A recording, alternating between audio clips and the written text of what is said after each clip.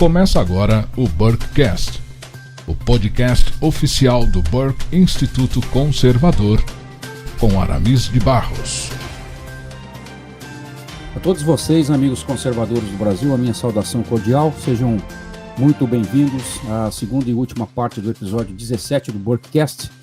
Meu nome é Aramis de Barros e eu transmito desde Navegantes, na costa norte de Santa Catarina. Burkecast é o seu bate-papo online sobre temas relevantes do público conservador. Como você já sabe, o nosso podcast é um oferecimento do Burke Instituto Conservador, uma plataforma EAD desenvolvida para ajudar você a se envolver mais a fundo na guerra cultural que está sendo travada nos nossos dias. Aproveite a promoção que o Burke Instituto traz para você que deseja começar ou dar continuidade aos vários temas que têm sido discutidos aqui no programa. Acesse hoje mesmo a plataforma do Burke Instituto no endereço burkeinstituto.com e utilize o cupom promocional Burkecast, Burkecast escrito em minúsculo, e obtenha 10% de desconto em qualquer assinatura da plataforma de ensino. Se você não assistiu ao episódio anterior, eu quero recomendar fortemente a você que acesse a primeira parte desse bate-papo com o nosso convidado, para você se inteirar melhor do assunto que continuaremos a tratar nesse podcast de hoje. E para isso eu convido de volta o nosso querido professor Ricardo Felício, ele que é pesquisador da área de climatologia, mestre em meteorologia e satélites, doutor em climatologia antártica e membro do Conselho da Sociedade Brasileira de Meteorologia. Nós começamos a abordar, na semana passada, o tema Dissecando a Agenda 2030 da ONU, onde o professor Ricardo Felício trouxe a sua análise sobre os primeiros itens dos chamados Objetivos de Desenvolvimento Sustentável que a ONU tem procurado impor sobre as sociedades.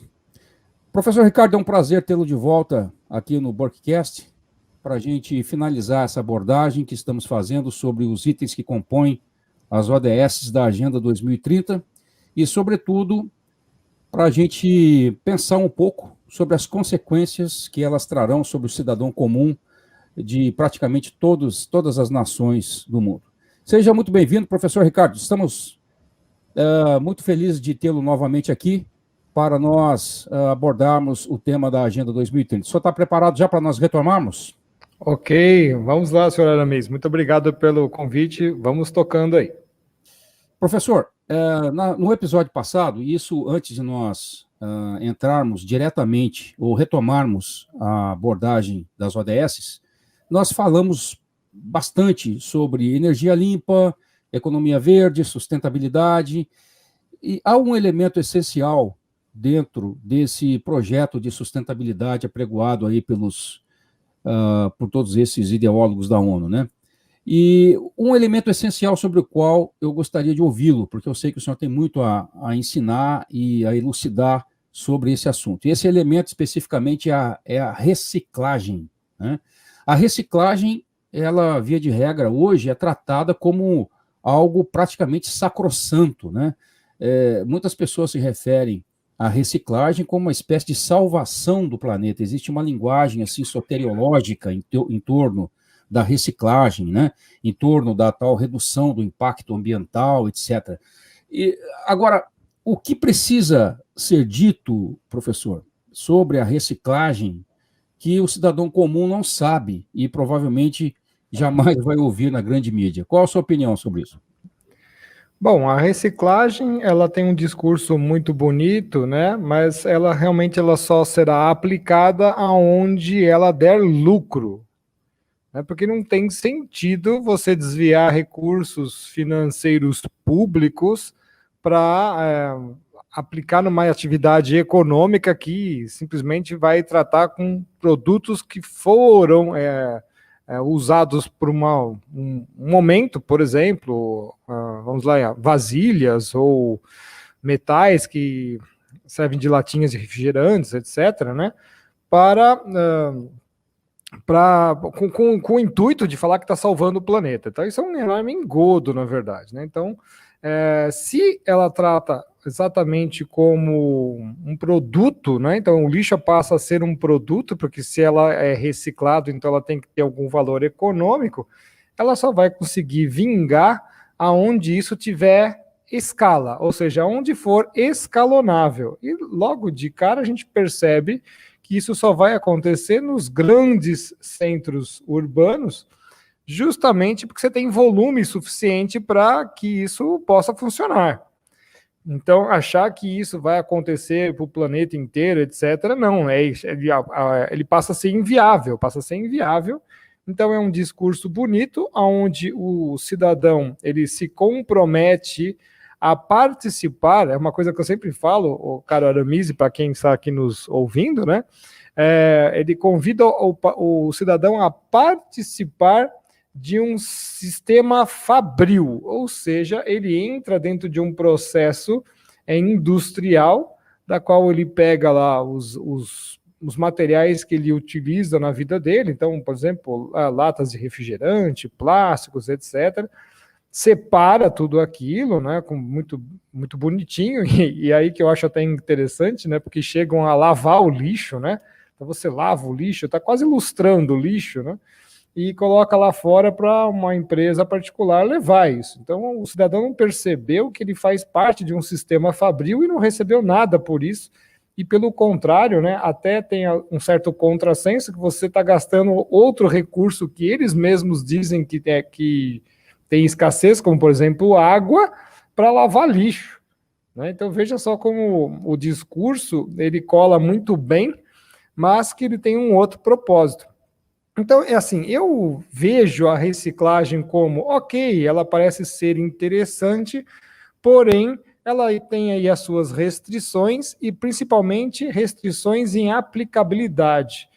Porque o material reciclado, né, como a gente observa na resistência dos materiais, a disciplina que a gente faz em física, então eles vão ser retratados o tempo todo, eles passam a entrar como matéria-prima de determinados produtos e em alguns deles esse material não deveria entrar, porque realmente baixa a qualidade dos materiais. Um exemplo muito claro disso é utilizar cobre reciclado em materiais elétricos, né? Então, por exemplo, cabos que são utilizados em residências e tudo mais, né? Uma pequena quantidade de material reciclado já em cabos elétricos já diminui bastante a eficiência desses cabos e que, por sua vez, então, vão consumir mais energia. Então, a gente está sempre entrando num sistema paradoxal, né? Meio antagônico daquilo que se prega. Então eu vejo realmente a reciclagem assim com certa reserva, isso é a minha opinião, né? Eu vejo isso com certa reserva, porque você gasta água, você gasta energia, né? Você gasta muita energia para processar todos esses materiais, que no final o ganho ainda é muito pequeno, né? Por isso que ele só consegue ser ela só consegue ser aplicada onde ela pode ser escalonável, ou seja, você tem um grande volume para poder lucrar. Em outras palavras, o catador de latinhas, no final do dia, terá o seu salário controlado pela Bolsa de Londres, que vai resolver cotar qual alumínio é o mais em conta, o in natura ou o reciclado. Professor, e essa questão da escala a que o senhor se refere, ela também é particularmente verdadeira para a questão das usinas de biomassa, né?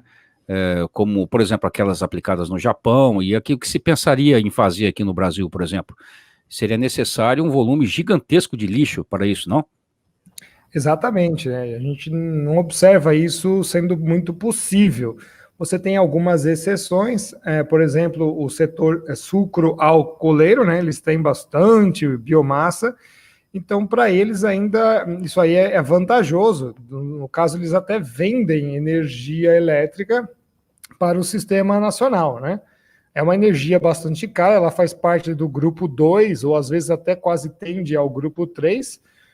Esse grupo que eu estou falando para as pessoas entenderem seria o valor do quilowatt-hora, né, em em dólar, né? Então, no primeiro grupo sempre está saindo aí a hidrelétrica, carvão, inclusive a nuclear fica entre o primeiro grupo e o segundo grupo. Aí o segundo grupo temos aí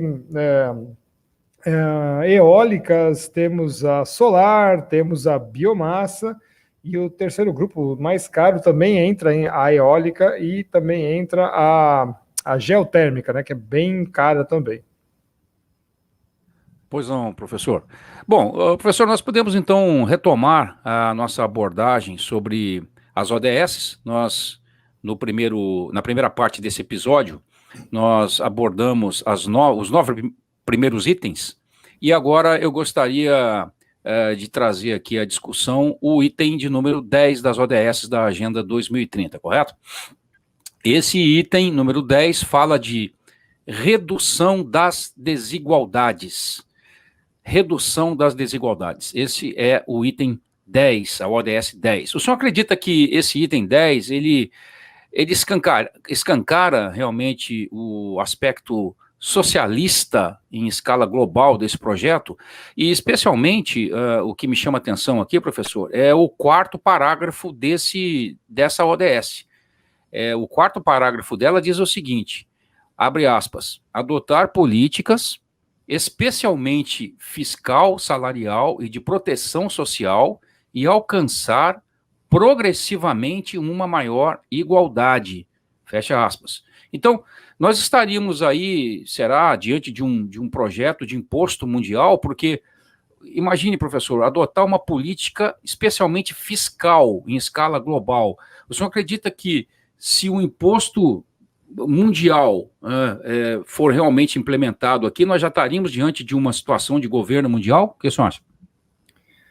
Esses são sempre os prenúncios disso acontecer, né? A própria questão de igualdade é uma coisa bastante genérica, diga-se de passagem, mas o interessante é que essa forma de conquista de igualdade ela é antecedida por criação de supracidadãos, né? Então, sempre tem uma classe dita aí, vamos dizer assim, os esquecidos aí, né, os menos favorecidos, de repente se tornam supracidadãos, eles estão com mais direitos daqueles que não têm, né?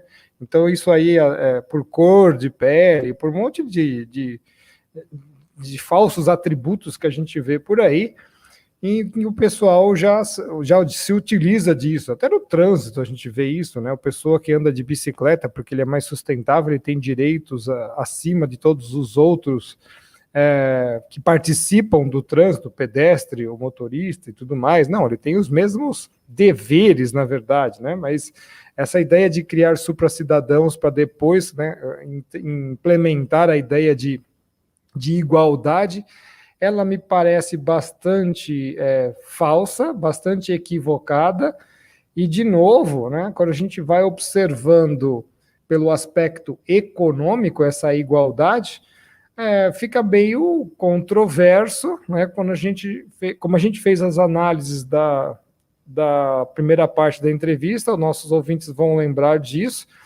que algumas peças desse dominó, que a gente chama esses objetivos do milênio como pedras de dominó, são antagônicos, são paradoxais. Porque se você está dificultando o processo industrial, a geração de energia, o acesso à água e tudo mais, você não está acabando com a pobreza, você está criando mais pobreza. Então, já por esse aspecto, já se torna bastante controverso o item número 10. Ao mesmo tempo, ele vai permitir você criar legislações que vão ser cada vez mais fiscalizadoras em cima de todas as pessoas como cidadãos, de todas as empresas como geradoras de emprego. Eu vejo com muita preocupação esse item 10, e em especial pela amplitude da qual ele está aí evocando, né? Ok, professor, perfeitamente. Bom, nós podemos falar agora do item 11, que traz o seguinte título: Cidades e Comunidades Sustentáveis. Esse item é bastante interessante. Eu ia pedir que o senhor, por favor, explicasse, professor, quais os planos que a ONU tem para as chamadas Smart Cities, ou as cidades inteligentes, né? E o que se pretende fazer, por exemplo, pensando em cidades, né, pensando no ambiente urbano, por exemplo, com o uso do automóvel, né? Como o senhor vislumbra o futuro do automóvel numa época em que se cria, por exemplo, faixas de bicicleta, se cria faixas de ônibus e vai se estrangulando cada vez mais as faixas de rolagem de automóvel, né? Quer dizer, o que nós temos aqui parece que é um favorecimento do coletivismo, correto, professor? Perfeitamente. Isso é muito interessante porque a gente sabe que a economia global, ela, como foi no passado, hoje também isso acontece, ela gira em torno de certos totens, vamos dizer assim, que são os carros-chefes que puxam com muita força as economias mundiais. E uma delas é o próprio automóvel, é o desejo do automóvel, a independência e tudo mais. Então, veja só, é uma coisa extremamente antagônica, porque o Estado, né, como tudo, né, quando a gente fala que o desenvolvimento sustentável ele não se sustenta em si mesmo, mas essa é uma delas que realmente chega a ser até hilário. Mas veja só, o Estado quer que você compre, faça de tudo para comprar um automóvel, principalmente aqui no Brasil, mas ele não quer que você o use. Então você paga uma fortuna por um automóvel que não vale 1/3 do que ele vale, carregadíssimo de impostos, então o Estado precisa desses impostos. Um imposto que, no caso do Brasil, você vai ficar 20 anos pagando, que é o IPVA, por exemplo, né? Licença, etc., carteira de motorista, blá, blá, blá, mas ele não quer que você ande com esse automóvel, né, pelas ruas, ele quer que você seja aí, participe do coletivo. Então, é uma coisa assim que é exatamente o contrário de tudo que se pode imaginar, porque de repente, se todo mundo falar, bom, eu não vou ter mais um automóvel, né, o Estado simplesmente decreta falência, né, porque uma das coisas que mais arrecada dinheiro em cima do próprio automóvel. Né? Temos combustível, gasolina, e por aí vai. Né? Então, esse é o primeiro ponto. O segundo ponto de se chamar cidades inteligentes, ele fere um princípio que nós temos, por exemplo, na ciência geográfica, que os lugares têm as suas geografias. Então, quando eu já vejo o pessoal que faz um tipo de discurso desse, é aquele sujeito que nunca estudou nada na vida, né, e só fica lá sonhando com uma utopia que acha que tudo é plano, que tudo dá para ter acesso, que não tem nenhum problema, e ele vai só construindo linha de trem, metrô, parquinho para poder andar com bicicleta e tudo mais. Por exemplo, o município de São Paulo, dependendo do bairro que você for, ele tem várias colinas. Imagina como o cara vai ficar subindo e descendo colinas, né? Eles não levam em conta a população que vai a partir de agora está envelhecendo, nós temos muito mais idosos em futuro próximo. Como é que você vai proibir o uso de automóveis, né, que vão precisar ser utilizados para dar mais acesso a essas pessoas, né? Que é justamente também o que as cidades inteligentes deveriam fazer, aumentar a acessibilidade. Então, são todas as coisas assim que geram um disparate imenso, porque só fazem parte de uma utopia que não tem nenhum sentido. Né? Controle de vias, controle de energia, rodízios, vai virando realmente um cenário de 1984. Né? Terrível.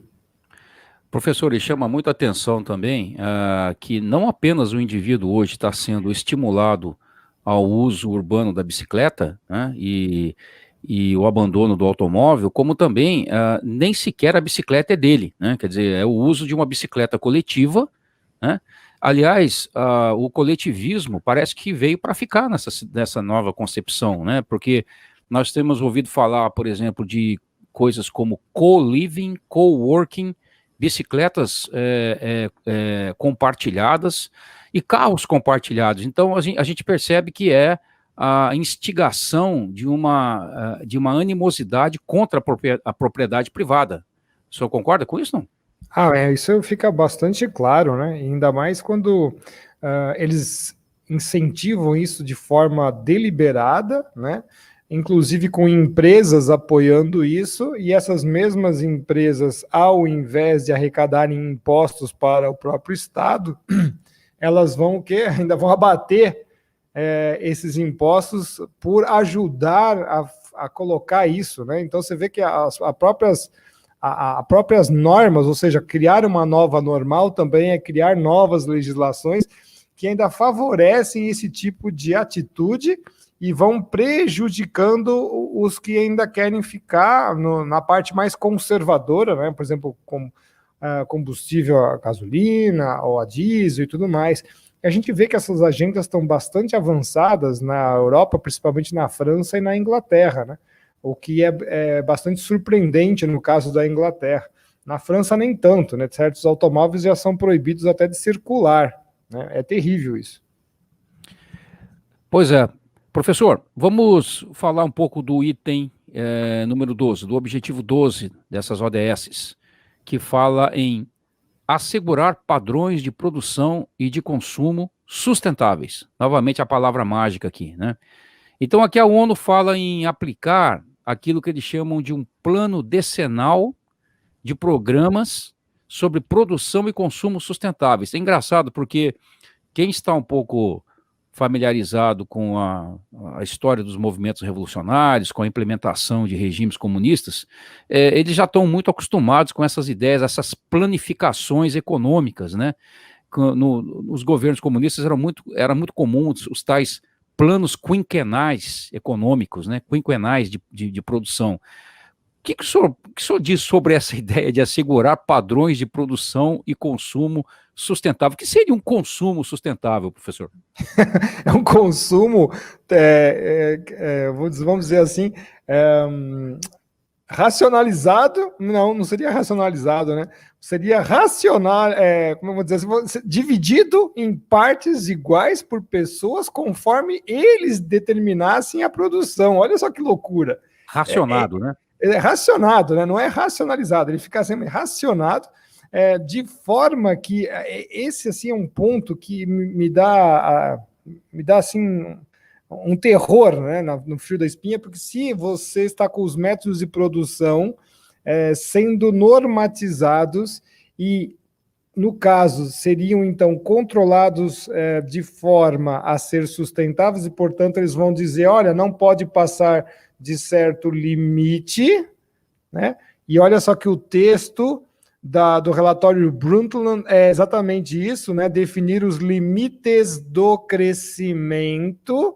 Então, nesse item, a gente vê claramente essa postura assustadora, onde a ONU, e através dos governos que vão estar aí submissos a essa agenda, vão determinar exatamente o que tem que ser produzido e quanto tem que ser produzido.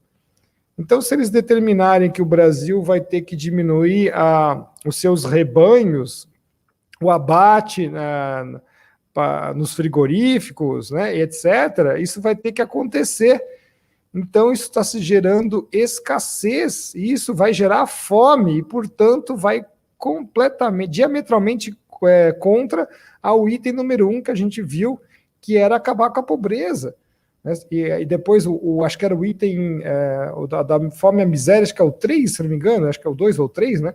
Então, a gente vê que essa mesma pedra, ela vai contra as outras pedras, porque se você está dizendo o que vai ser produzido e quanto vai ser produzido, né, você está criando um racionamento de produção. Por isso que a gente fala, né, desenvolvimento sustentável é desenvolvimento zero. Como é que eu faço isso? Diminuindo os excedentes populacionais. Então, é uma forma de matar as pessoas realmente de subnutrição, não tendo água potável, não tendo as necessidades básicas atendidas, porque os métodos de produção brasileiros ainda estão no primeiro nível, que é o de abastecimento e não de supérfluos, né? Nós temos uma parte de supérfluos, mas ela não é a maior parte. Então, para os países subdesenvolvidos, esse item, ele mascara exatamente isso, né? Um problema gigantesco de abastecimento programado pelo Estado. Perfeitamente, professor. Queridos ouvintes do Burkcast, esta é a segunda e última parte do 17º episódio, contando hoje, mais uma vez, com a ilustre presença do professor Ricardo Felício, que nos traz detalhes e explicações muito relevantes por trás da Agenda 2030 da ONU. Nós já temos 25 minutos transcorridos dessa interação super enriquecedora. Não se esqueça, por favor, de deixar o seu like, o seu comentário também, de compartilhar o conteúdo com os amigos. Professor, o objetivo seguinte, que é o objetivo 13, 13º objetivo, traz de volta a ladainha, já tão conhecida aí do clima, né, das mudanças climáticas. Ele diz o seguinte, ele diz assim explicitamente, ação contra a mudança climática global. Esse item, ele traz a incrível proposta de, abre aspas aqui para a sua descrição, né, melhorar a educação, aumentar a conscientização e a capacidade humana e institucional sobre mitigação, adaptação, redução de impacto e alerta precoce da mudança do clima, fecha aspas. Professor, nós temos aqui, ao que me parece, mais uma vez, essa ideia utópica de que o ser humano tem controle, ou pode ter controle sobre as forças da natureza, né? E o que me parece mais impressionante é que eles estão focando na educação, ou seja, eles já estão preparando as crianças para serem doutrinadas nesse sentido. O que o senhor acha? Exatamente. Eu ia substituir a palavra educação por doutrinação. Isso é um foco, faz parte do item número 13, né? E com o item número 13, já avisando a todos os que estão nos ouvindo, eu vou derrubar todos de uma vez só. Eu vou derrubar todos de uma vez só e vou Efeito mostrar... dominó, né, professor? Efeito dominó, o item 13, ele já derruba todos os anteriores e as pessoas vão entender muito bem, né? A gente está guardando sempre o melhor para o final, embora tenha mais alguns outros itens aí, mas esse aqui, para mim, é o principal, porque primeiro que a gente sabe que o CO2 nunca controlou o clima da Terra, não controla agora, nunca controlará, né? Isso aí são os trabalhos mostram isso, todas as curvas da paleoclimatologia mostram isso, os cientistas aquecimentistas mostram isso, os seus trabalhos científicos, né? Uma coisa é publicar na revista, depois a outra é falar em público, né? Tem isso também. Nós temos esses trabalhos, inclusive, alguns não, né? Alguns vão lá e falam que acontece mesmo, dentro dos seus modelos de computador, que são outra utopia, mas quando a gente trata com dados reais, nunca se viu o CO2 controlar a temperatura do ar global média, né? Então eles acham que existe uma relação de CO2, inclusivamente humano, com a temperatura do ar global média.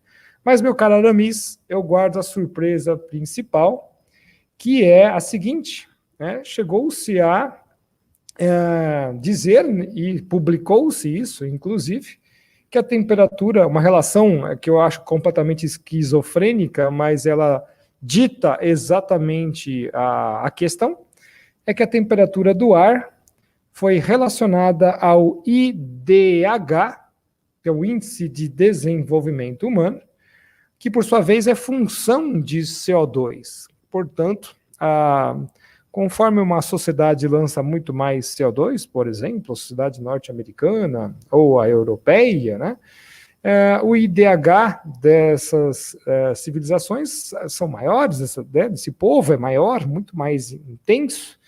Então, se esse IDH é muito grande, a temperatura do ar global média tende a subir. Olha só que incrível. Incrível, né? É incrível, né? Mas então vamos fazer uma nova leitura disto, que está relacionada com tudo que a gente falou até agora. Bom, se a temperatura do ar global média sobe porque o IDH é alto, já que ele está relacionado com o CO2 que está subindo, a prevenção da mudança climática está mandando baixar o CO2. Portanto, se baixar o CO2, o IDH vai ser o quê? Vai ser baixo nessa relação que eles estão fazendo. A leitura que a gente tira dessa relação de temperatura do ar é igual a IDH é que pobreza é desejável. Está escrita com todas as letras nesta função que eles mesmos trabalham. Ou seja, né, se você vai usar energias limpas, elas não vão gerar CO2, mas elas são extremamente caras e não conseguimos ter eficiência e nem produção. Nós não queremos ter produção porque nós queremos planificar e exatamente, né, em vez de racionalizar, nós queremos racionar, né? Então, racionamento em cima das coisas. Nós não queremos que você emita CO2 para nada, nem para gerar água, nós não queremos que você tenha qualidade de vida, então o seu IDH é baixo, porque nós temos uma nobre missão, que é abaixar a temperatura do planeta. Para quem está ouvindo a nossa entrevista aqui, viu que na primeira parte eu também fiz um prefácio praticamente aqui, né, um prólogo inicial, onde eu falei que as metas do milênio, as 8 metas do milênio, não foram cumpridas porque o aquecimento global não deixou. Então, esse item ele é extremamente perigoso, porque ele está dizendo que pobreza é desejável, né? O número 13, não, veja só que número interessante, né? Pobreza é desejável e, portanto, jamais será cumprido o item número 1, que é erradicar a pobreza. Professor, todos esses itens e toda essa ideia de sustentabilidade está muito atrelada à questão do aquecimento global antropogênico, né?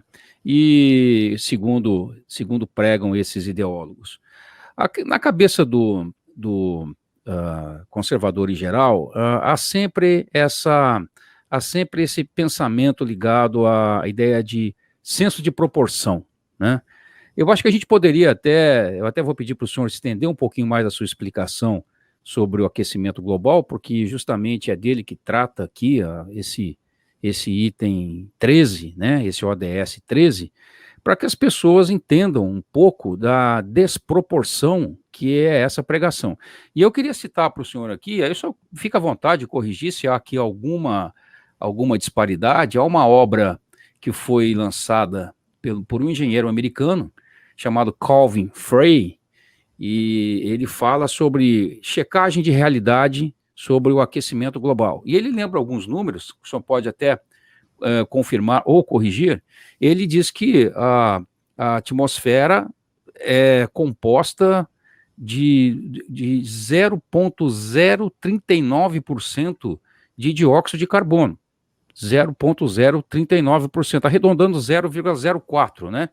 E que o homem, a atividade humana, desses 0,039%, o ser humano produziria 4% das emissões humanas. 4% de 0,039 equivale a 0,0015 ou 0,0015% de emissões de dióxido de carbono na atmosfera pela atividade humana. Então, como seria possível, com números assim, diante desse nível de grandeza, o ser humano ou a atividade humana controlar o clima no planeta, professor? Como seria possível isso? Esses números estão corretos, não? O Calvin Frey está sendo bastante generoso aí na contribuição. Na verdade, são quase 5 ordens de grandeza a relação do ser humano com a quantidade de CO2 que tem, né?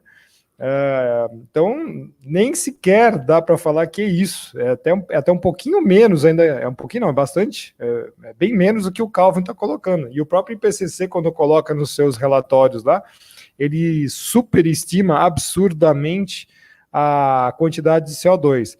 Mas o que a gente já falou antes, né? O CO2 não controla o clima da Terra. O que controla o clima da Terra é o Sol, os oceanos, os vulcões, né? A nuvem, a participação do vapor de água na atmosfera.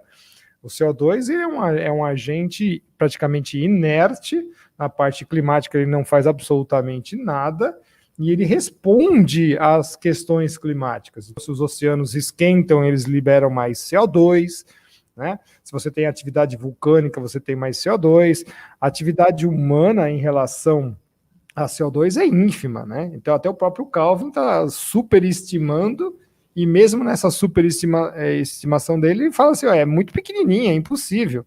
E isso é interessante, porque mesmo utilizando o valor do Kelvin, você vê que essa subida que eles atribuem aí, saindo de 0,35 para 0,4, né, 0,40 seria, a gente faz até partes por milhão para ficar mais fácil para a pessoa ouvir, né, de 330, a literatura ainda aceita 330, 350, hoje o pessoal do aquecimento fala que está entre 390 e 410, né, então esse número nosso não consegue fazer isso aí subir, né, não faz sentido, né, não faz sentido.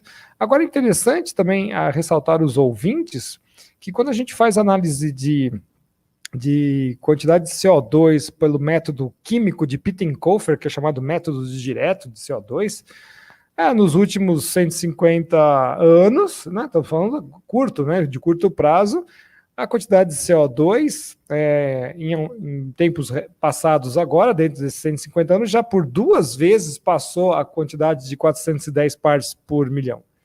E não tínhamos produção industrial nenhuma que fizesse isso, ou seja, já aconteceu antes, né? Já aconteceu antes de 1958, quando o IPCC utiliza as medições de Mauna Loa, que é no Havaí, né? E o IPCC fica quietinho quanto a isso, porque quando ele é confrontado com essas informações, ele fala que, não sei, não responde absolutamente nada, né? Fala, mas espera aí, então como é que pode isso? Não, para nós só vale os métodos indiretos de espectroscopia de infravermelho, então eles vão fazer uma avaliação de amostras de ar de Mauna Loa, que para quem está nos ouvindo aqui, Mauna Loa é um vulcão no Havaí, né? Temos lá uma ilha vulcânica no Havaí, do qual até o professor Jan Plimer fala, olha, 80% das amostras são descartadas, porque elas estão contaminadas com a pluma vulcânica. Chega a ser hilário isso, né? Realmente, essa questão do aquecimento global tem fragilidades aí, lógicas terríveis, né, professor? Professor, vamos pular então para os itens 14 e 15 das ODS, esses que falam sobre o 14, vida na água, e o 15, vida terrestre, ou vida na terra. Bom, aqui esses senhores iluminados da ONU falam, pelo que parece, né, e dá a entender na descrição dessa ODS, que eles pretendem gerir de forma sustentável os ecossistemas marinhos e terrestres, né? Segundo eles, a fim de assegurar oceanos e florestas saudáveis e produtivas. Agora, professor, qual que é o interesse real por trás disso que o senhor vê com propostas desse tipo, hein?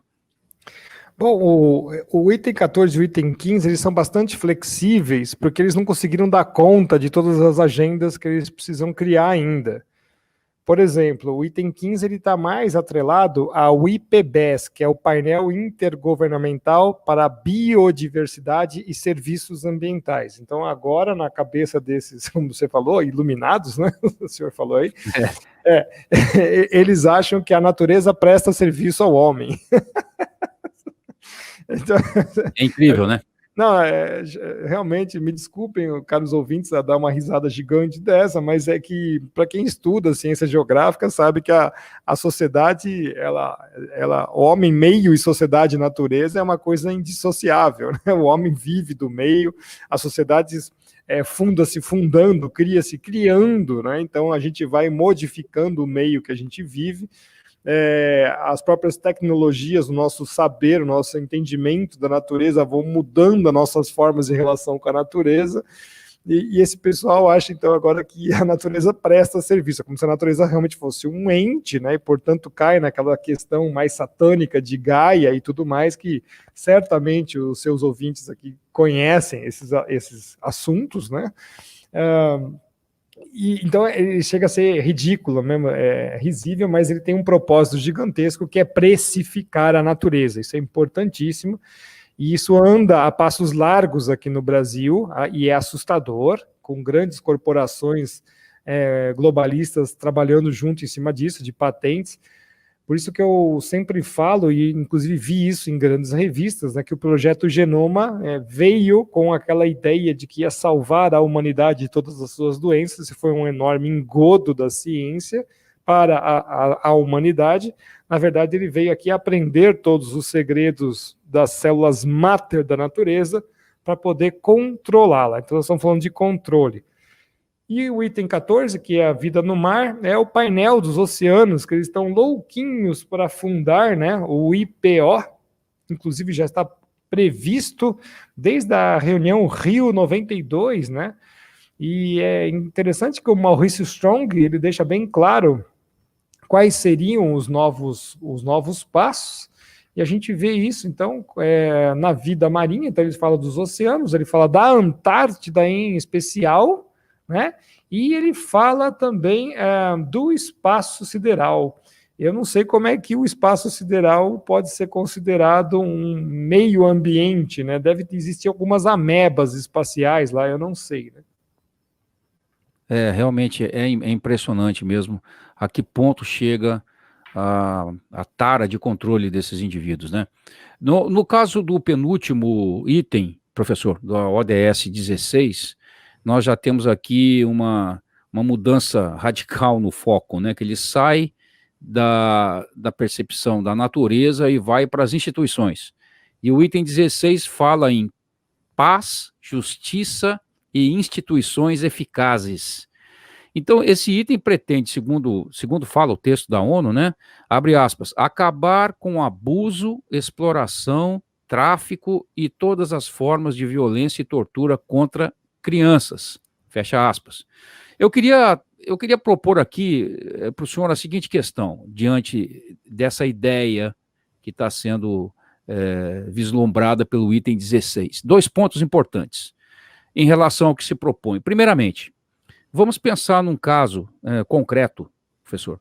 O jornal israelense Jerusalem Post, ele trouxe um relato impressionante de um ex-funcionário, funcionário sênior das Nações Unidas, e a partir desse relato ele publicou uma matéria no dia 16 de fevereiro de 2018, mostrando que equipes das Nações Unidas em campos de refugiados espalhados pelo mundo foram responsáveis, segundo o Jerusalem Post, a partir do testemunho de um ex-funcionário da ONU, por mais de 3.300 casos de violência sexual e estupro contra mulheres e crianças. Então, a primeira questão aqui, eu acho que seria interessante o senhor avaliar, é o seguinte: como uma organização que não consegue, ou não quer, eu não sei se não consegue ou não quer, né, gerir um problema que se tornou um problema interno, resolver um problema em escala global, né? Eles não conseguiram resolver internamente. Em segundo lugar, esse item propõe no parágrafo 9º, eu vou ler aqui o parágrafo 9º, até 2030, fornecer identidade legal para todos, incluindo o registro de nascimento, fecha aspas. Agora, isso nos traz a seguinte questão, professor, e isso nos deixa bastante preocupados, né? Nesses dias de pandemia, a gente tem ouvido falar muito da tal ID 2020, que incluiria, segundo alguns estudiosos têm proposto, o registro de uma vacinação compulsória sobre o cidadão. Só acredita que a Agenda 2030, nesse item, já demonstra um plano de implementação de uma identidade global que vai possibilitar, a longo prazo ou a médio prazo, o controle social em escala global? Sim, eu imagino que isso é a meta deles, né? Não só isso é bíblico também, como é o objetivo dessa canalice, né? Não tem outra palavra para dizer, dessa gente. Podemos ver, inclusive, agora, que para você renovar a sua carteira de motorista, já estão querendo pedir novo cadastramento de RG e tudo mais. Então isso já está em curso mesmo, e o Brasil, como sempre falo, é o principal laboratório desse pessoal, e a gente não vê nenhuma força política bloqueando isso. Então, infelizmente, isso realmente vai acontecer, né? Eles estão tentando fazer isso, nós estamos fazendo nosso papel de orientação e de resistência a isso. Mas veja só que eles vão diretamente em cima das criancinhas, né? Eu acho que o primeiro ponto que o senhor falou sobre os estupros, né, seria até ingenuidade da gente achar que esses crápulas, porque não tem outra palavra para dizer dessa gente, estariam preocupados agora com uma coisa milenar, né, da qual eles mesmos estão fazendo parte. Então a gente não pode ter essa ingenuidade. Então isso, obviamente, isso é uma fraude imensa, né, eles jamais estariam preocupados com as crianças, eles estão, na verdade, preocupados em já cadastrar todas essas crianças e provavelmente com essas ideias de vacinas aí, né, castrar as pessoas, enfim, desde jovem, né, porque a própria Fundação Gates já deixou isso bastante claro e os depoimentos estão na internet, qualquer um consegue ter acesso, né? Isso não é nenhuma novidade, porque eu costumo dizer que no tempo atual que nós estamos de revelações, tudo está preto no branco. Ninguém pode alegar que não sabia, caro Aramis. Então isso é uma coisa importante de dizer para todos os ouvintes. Se você quer continuar sendo cego, o problema é seu, a sua responsabilidade será cobrada exatamente em cima de um outro que era leigo de fato, porque está tudo aí. Está tudo aí. A gente tem um exemplo, vários exemplos, a Filgueiras, por exemplo, que foi uma ex-secretária para mudanças climáticas da ONU, dizendo que o maoísmo estava certo em tirar todos os direitos das pessoas para implementar as agendas contra o aquecimento global. Então, sim, veja só, esse negócio é bastante perverso, né? Então, com uma identidade global forçando as pessoas a tomarem uma vacina que ninguém sabe o que tem lá dentro, né? Provavelmente, obviamente, para reduzir excessos populacionais, é o que a gente falou aqui nas duas partes da entrevista, desenvolvimento sustentável e desenvolvimento zero, como é que eu implemento, como é que os cientistas vão tentar explicar para as pessoas que precisam reduzir os excessos populacionais. Não tem como, então nós vamos usar uma armadilha chamada Covid ou qualquer outra porcaria para ameaçar as pessoas, evocando sempre os três grandes medos da humanidade, que é a morte, a mudança e o futuro, né? Pedindo a ação de grandes mitos, como, por exemplo, o aquecimento global, como o Joseph Campbell mostra muito para a gente, né? Quem controla o mito controla as sociedades, e é exatamente o que está acontecendo. Então eu vejo isso como, sim, acontecendo com este propósito, como o senhor falou, mas nós também vamos fazer a nossa resistência em cima dessa gente, porque não vamos nos curvar como cordeiros que vão ao abatedouro, não. Nós temos que lutar contra isso, não só por uma questão de racionalidade, mas também uma questão de fé, pelo menos eu vejo isso assim também como missão, porque esse tipo de atitude dessa gente é bastante mesquinho, é bastante problemático e deve ser, sim, combatido. Professor, o senhor chegou a mencionar aí, e eu queria perguntar claramente, o senhor teme pela presença de elementos, digamos assim, contraceptivos, né, nessa vacina, elementos esterilizantes nessa vacina contra a Covid, se ela realmente se implementar em escala global, visto que essa elite ligada à sustentabilidade fala claramente em redução populacional em escala global, correto? Perfeito, eu temo isso, e o ponto que nós temos hoje de nanotecnologia, uma tecnologia que vem avançando a passos largos nos últimos 30 anos, né? Lembrando que nanotecnologia não necessariamente precisa ser nanorobôs, né? Nanotecnologia você trabalha com um monte de coisas diferenciadas, inclusive de materiais, né? Então, sim, eu acredito piamente que isso é possível, e o pior ainda, né, como o senhor mesmo disse, eles dizem isso claramente. Então, nessa época de revelações, tudo é preto no branco, nós precisamos aprender a enxergar isso. Pois é. Infelizmente, professor, a gente ainda tem um número muito grande de pessoas pouco informadas sobre essa situação e que continuam se escondendo atrás da expressão teorias da conspiração, né? Isso é é uma pena, né? Professor, nós temos agora... Deixa eu só fazer uma observação em cima exatamente disso que o senhor falou. As pessoas que estão nos ouvindo agora têm que colocar o seguinte na cabeça. Eles estão criando uma situação tão surreal, tão distópica da nossa racionalidade, que custa-nos ver o que está acontecendo de fato. Então, as pessoas precisam exatamente agora, né, usar mais ainda da sua racionalidade e limpar aquilo que eles acham que é teoria da conspiração e ir no cerne da questão.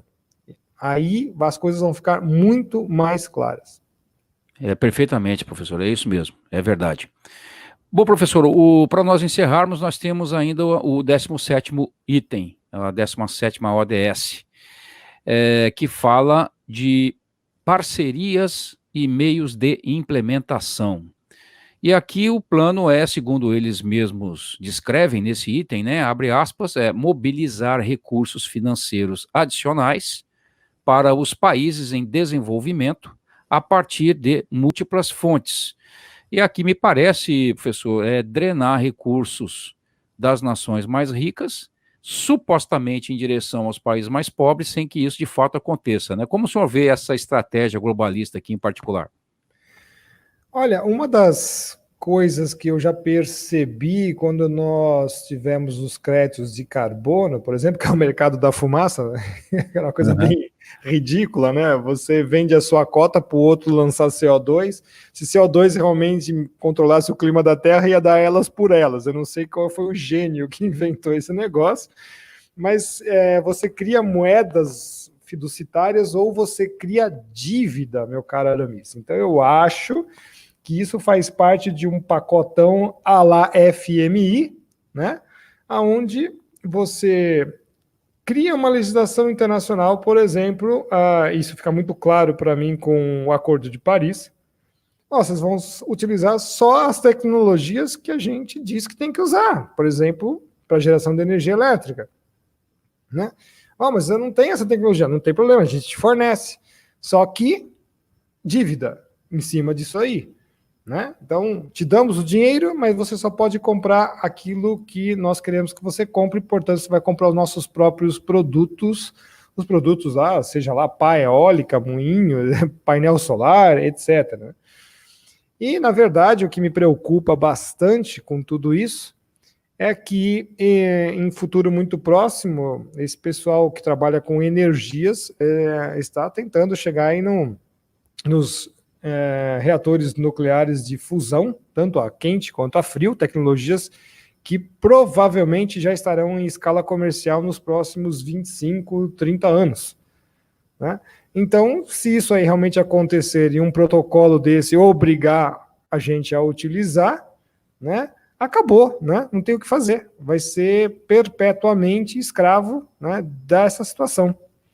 E quando a gente vê quem trabalha em cima disso, bom, então lá as nações que se dizem adversárias trabalham juntos, por exemplo, no reator termonuclear experimental, né, que é internacional. Temos os Estados Unidos, temos a Rússia, temos a China, temos a Coreia do Sul, temos os países da União Europeia. Então, veja só como, em certas situações, a gente observa grande convergência desses players, né, para continuarem aí o seu plano nefasto de controle global mesmo.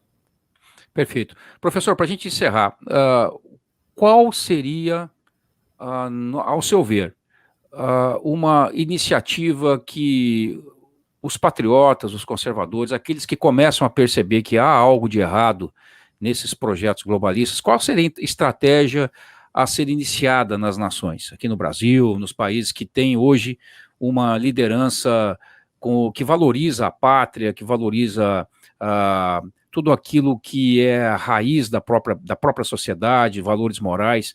O senhor tem alguma sugestão nesse sentido? Bom, nós temos que fazer o papel inverso deles. Então começa com informação, né? Informação, busca da verdade, educação de qualidade aos moldes conservadores e buscando também essa verdade. A formação de políticos que sigam isso e que sejam empoderados, mantendo essa norma como uma constante, né? E, em especial, a formação e o amadurecimento de planos estratégicos para a criação de um Estado, né, dos Estados nacionais, com cada vez mais soberania, respeitando as suas tradições, as suas qualidades, e não abrindo mão disso, de fronteiras de soberania, por uma questão igualitária global. Então, nós começamos com esses 3 itens também escalonáveis, né, para que a gente consiga fazer frente a esse desafio gigante, que é uma resistência, que é o que nós vamos ter que fazer. Perfeitamente. Professor Ricardo Felício, eu queria agradecer muito a presença do senhor aqui conosco novamente no Burkcast. O senhor que já havia reservado um tempo conosco outras vezes aí. Nós tivemos aí um tempo muito proveitoso, refletindo sobre essa questão preocupante que é a elaboração e a implementação da Agenda 2030 da ONU. Foi um prazer realmente enorme tê-lo aqui conosco e poder ouvir os seus esclarecimentos e a sua análise, sempre muito objetiva e muito certeira. Quero agradecê-lo, portanto, o tempo dispensado e gostaria de deixar o senhor com as palavras de encerramento, por favor. Eu que agradeço ao senhor Aramis pela grandiosa entrevista. Eu acho que é bastante importante a gente trazer as informações para a sociedade, para o público, principalmente o público conservador, para que eles já se preparem para aquilo que está por vir, né, para não serem pegos de surpresa, né?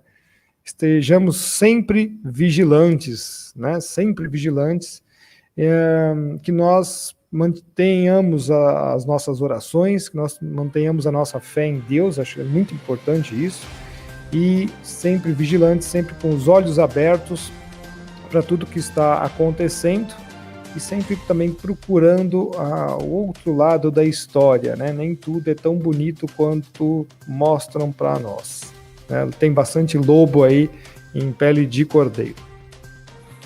Perfeitamente, professor. Lembrando isso que o senhor falou, nos trouxe à mente aquela famosa frase que os conservadores sempre lembram, que a nossa liberdade está sempre a uma geração de ser perdida, né? Então, por isso, a gente deve estar sempre atento a esses discursos mirabolantes e utópicos. Audiência conservadora do Brasil, muito agradecido pelo prestígio que você nos concede, estando aqui conosco no Burkcast. Eu peço que vocês confiram as edições passadas na plataforma online da sua preferência, seja YouTube, SoundCloud, Spotify, Apple Podcasts, Google Podcasts, Breaker, Castbox ou Overcast. O seu like e o seu comentário são muito importantes para nós. Se você gostou do conteúdo, eu peço a gentileza de compartilhá-lo com os amigos. Espero revê-lo na semana que vem, no próximo episódio do Burkcast. Não se esqueça do recado de 2 Coríntios 13:8. Nada podemos contra a verdade, senão em favor da verdade. Um grande e fraternal abraço a todos vocês e até a próxima.